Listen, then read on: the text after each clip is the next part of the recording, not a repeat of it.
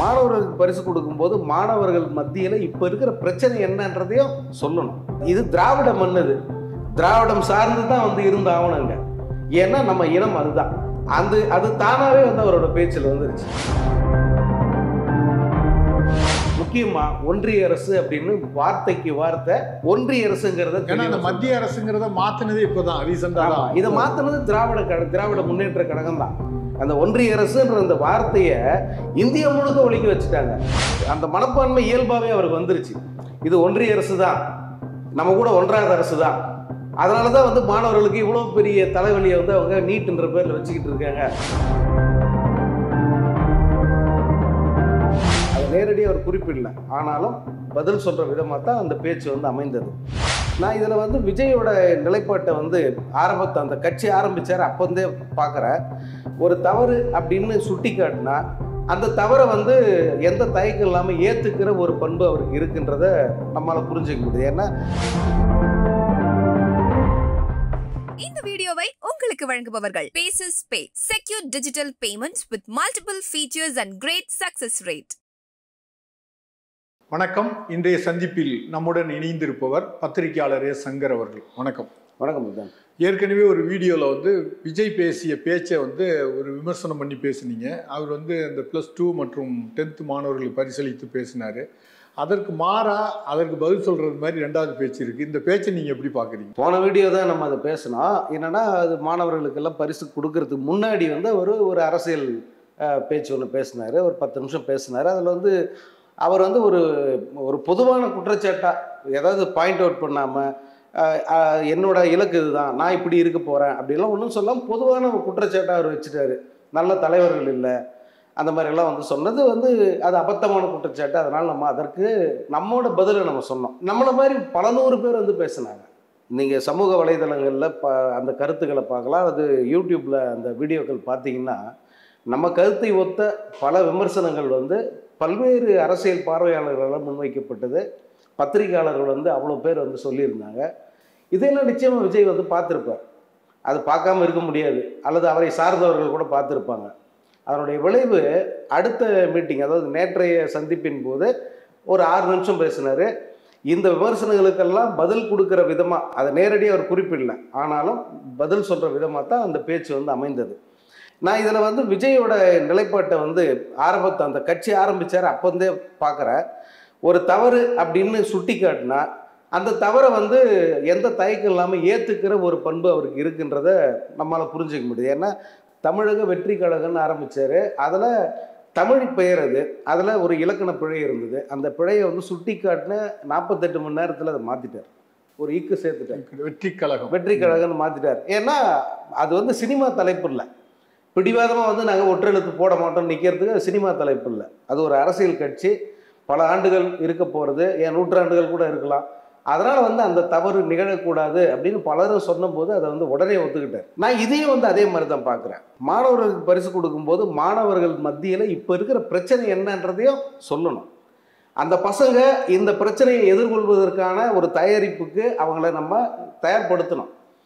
அதை வந்து விட்டுட்டு மீதி அரசியல் பேசி என்ன பிரயோஜனம்? நீங்கள்லாம் அரசியலுக்காக சம்பாதிங்கன்னு சொல்லி ஒரு பிரயோஜனம் இல்லைல்ல. இதைத்தான் நம்ம சொன்னோம்.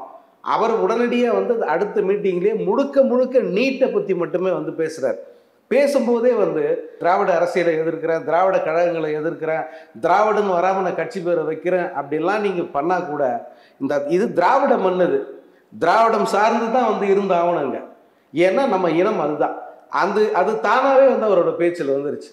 மாநில உரிமை வருது.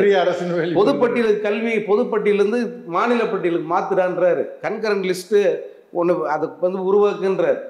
இன்னொன்று முக்கியமா ஒன்றிய அரசு அப்படின்னு வார்த்தைக்கு வார்த்தை ஒன்றிய அரசுங்கிறத, மத்திய அரசுங்கிறத மாத்தினது இப்போதான் ரீசெண்டா தான். இதை மாத்தினது திராவிட முன்னேற்ற கழகம் தான்.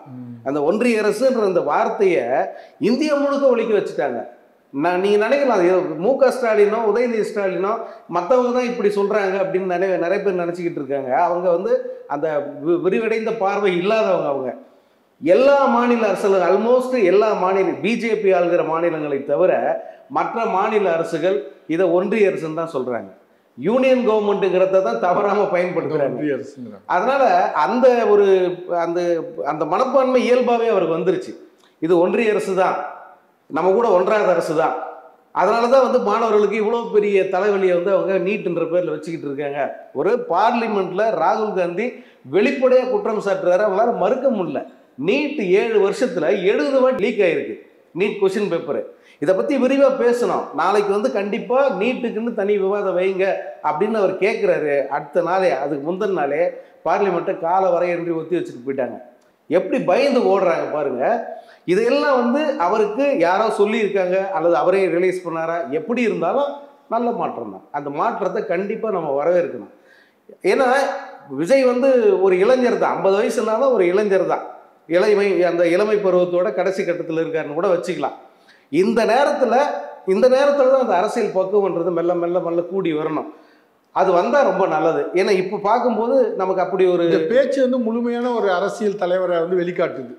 ஆமாம், நிச்சயமா. ஏன்னா நான் வந்து அதில் சொல்லாமல் விட்டுட்டேன் அல்லது எல்லாரும் சொன்ன பிறகு எனக்கு அது புரியுது, நான் வந்து உங்கள் பிரச்சனையை அட்ரஸ் பண்ணுறேன் அப்படின்னு விஜய் முன் வர்றதே வந்து நல்ல விஷயம் தான். அதை வந்து நம்ம கண்டிப்பாக பாராட்டி தான் தீரணும். ஏன்னா அண்ணா சொன்னது தான், மாற்றான் தோட்டத்து மல்லிகைக்கு மனம் உண்டுன்னு சொன்னதை நம்ம முழுசாக அவருடைய தம்பிகள், பேரன்கள், பிள்ளைகள் எல்லாரும் வந்து அதை நம்ம ஃபாலோ பண்ணுறோம் இப்போ வரைக்கும். அந்த வகையில் விஜய் பேசுனது சரிதான்.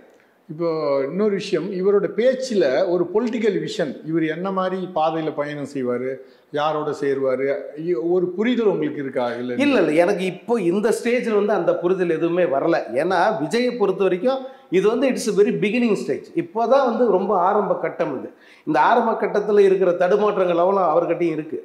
யார் கூட கூட்டணி இதெல்லாம் அப்புறம். ஆனால் தன்னுடைய கொள்கை என்ன, தான் போக வேண்டிய பாதை என்ன, தன்னுடைய சித்தாந்தம் என்ன, இதில் வந்து முழுமையாக தெளிவடைகிற ஸ்டேஜில் இருக்கார்.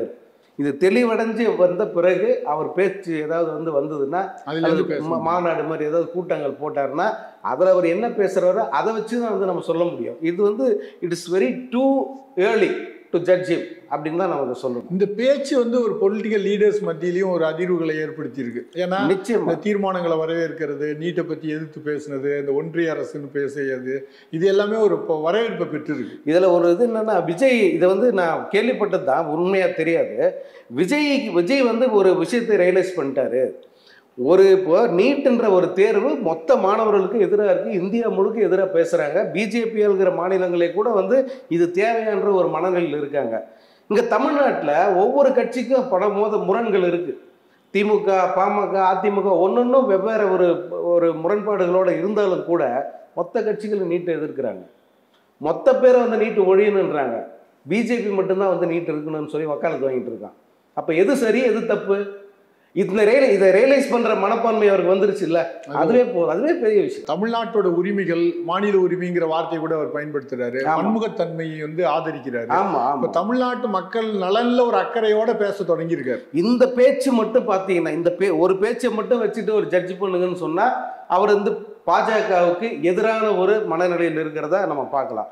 ஏன்னா வந்து இந்த பன்முகத்தன்மைங்கிறத வலியுறுத்தும் போது உண்மையிலேயே நான் வந்து ஆச்சரியப்பட்டேன். என்னடா அது விஜய் அதெல்லாம் சொல்றாருன்ட்டு. ஏன்னா இன்னைக்கு இருக்கிற பிரச்சனையே நமக்கு அதான், ஒருமுகத்தன்மை வேணும்னு சொல்லிட்டு தான் இதை பண்ணிக்கிட்டு இருக்கானுங்க.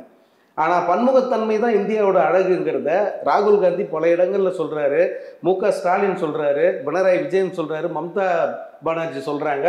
அந்த வரிசையில் வந்து நானும் நிற்கிறேன்னு சொல்லிட்டு வந்து நின்று விஜய் சொல்கிறது வந்து பெரிய விஷயம் தான். நல்ல விஷயம். நீங்கள் வந்து ஒரு முதல் இதில் வந்து பயங்கர விமர்சனம் பண்ண ஒரு நமக்கு என்ன இருக்கு, நான் அதான் சொன்னேன், நமக்கு வந்து நல்லது பேசுனா நம்ம அதை உடனே வந்து பாராட்டலாம், தப்புன்னு சொன்னா உடனே இப்போ நம்மளை மாதிரி 100 பேர் சொன்னதுனால தான் விஜய் வந்து இதை பேசுறாரு. இப்போ இல்லைன்னா பேசாம விட்டுருப்பார். நான் நிச்சயமா சொல்லுவேன், இந்த விமர்சனம் இவ்வளவு கடுமையாக எழுந்ததுனால தான் அடுத்த கூட்டத்திலேயே வந்து தன்னுடைய நிலைப்பாடு என்னங்கிறத அவர் வலியுறுத்தி சொல்றார். இந்த பிஜேபிக்கு எதிராக தான் நானும் இருக்கேன்ற மாதிரி வந்து அந்த இடத்துல அவர் எஸ்டாப்ளிஷ் பண்றார். அது நம்ம வந்து எந்த ஒரு பலனும் இல்லாம எந்தெந்த நேரத்தில் சொல்லணுமோ அந்த நேரத்தில் சொல்லிக்கிட்டே தான் இருப்போம். மீண்டும் பேசுவோம். நன்றி, வணக்கம். வணக்கம். இந்த வீடியோ உங்களுக்கு பிடிச்சிருந்தா லைக் பண்ணுங்க, ஷேர் பண்ணுங்க, கமெண்ட் பண்ணுங்க. மறக்காம OH தமிழ் சேனலுக்கு சப்ஸ்கிரைப் பண்ணுங்க.